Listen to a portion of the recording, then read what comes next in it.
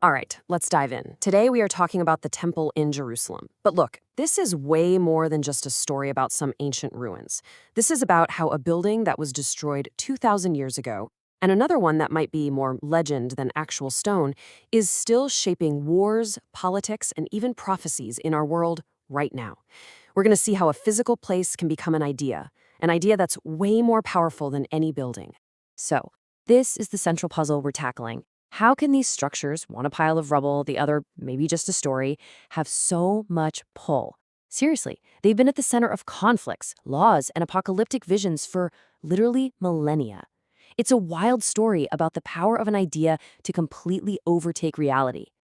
Okay, so the secret to the temple's power, it lies right here, in this gap between its incredible detailed story in the texts and the much quieter reality we find in the ground. And this isn't just some historical headache. It's the very space where sacred memory is forged. The temple that has driven so much of history is, in a very real sense, a building made of words. Let's start with the big one, the legend, the first temple, built by King Solomon. The biblical account describes one of the great architectural wonders of the ancient world. But you have to understand, this wasn't just a building. It was the foundational myth, the absolute sacred center of a nation. And the Bible doesn't just give us a vague description, it gets into some serious detail. It's practically an architect's brief. We're talking cedar panels shipped all the way from Lebanon, entire rooms overlaid with pure gold, and these giant, spectacular cherubim carved from olive wood. The text paints a picture of almost unimaginable, divinely inspired wealth. This building had a massive job to do. Theologically, it was meant to be God's permanent home on earth, the dwelling place for the divine presence, or Shekinah. It was the center of the cosmos. And politically? Oh yeah. It cemented King David's dynasty in power and centralized all worship right there in Jerusalem, making all the other local shrines, these high places, illegal. The stakes, both religious and political, could not have been higher. But when we put down the text and start digging for the actual stones, we run into a major problem, and it's a big one. There's a profound lack of archaeological evidence for this grand biblical story. And here is the core issue, laid bare. On one hand, the Bible paints a picture of a mighty empire with this magnificent capital city. But on the other hand, the archaeology of Jerusalem from that time, the 10th century BCE, suggests something, well, a lot smaller. A modest town, really, not the center of some vast kingdom. And King Solomon himself? He's completely missing from the record. Let's just break this down for a second. Outside of the Bible, there are no inscriptions, no letters, no records of any kind mentioning a King Solomon. For a ruler of his supposed stature, that silence is just deafening. In fact, archaeology tells us that the real regional power at the time was probably the northern kingdom of Israel, not Solomon's Judah. This all suggests that the biblical story as we know it might have been written much later, by scribes from Judah who were maybe projecting their own importance back onto a past where it didn't quite exist. Okay, let's fast forward a few centuries.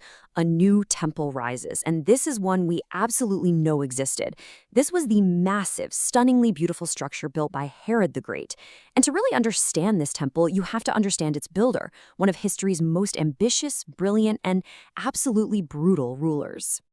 The historian Flavius Josephus, who actually saw it with his own eyes, describes a building so magnificent it was physically hard to look at.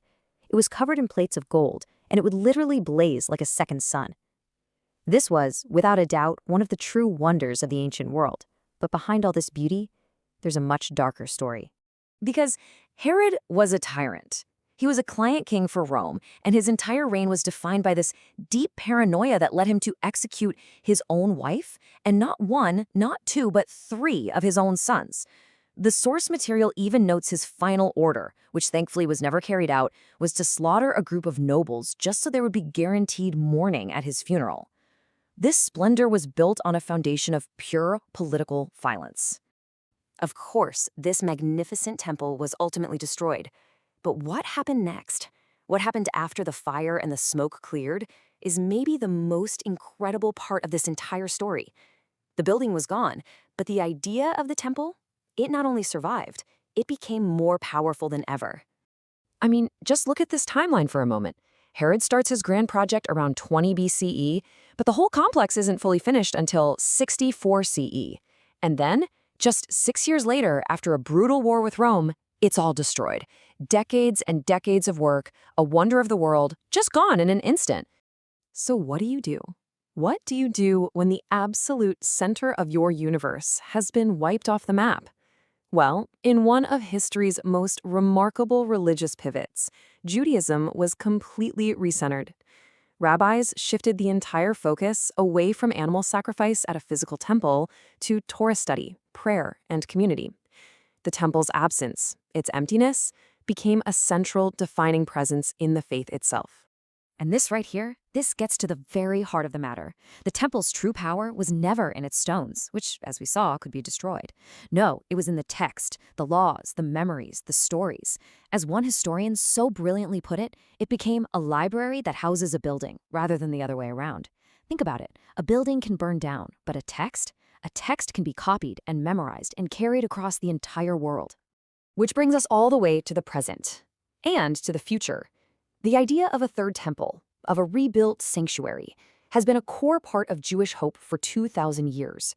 But today, that ancient hope has become an urgent and incredibly explosive political reality. And this has led to a very strange alliance. For some Jewish groups, rebuilding the temple is all about restoring ancient religious practice and preparing for the arrival of the Messiah.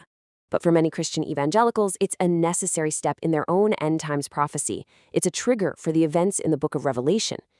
They share this one very specific goal, but for fundamentally different and ultimately conflicting theological reasons. And so we end with this question.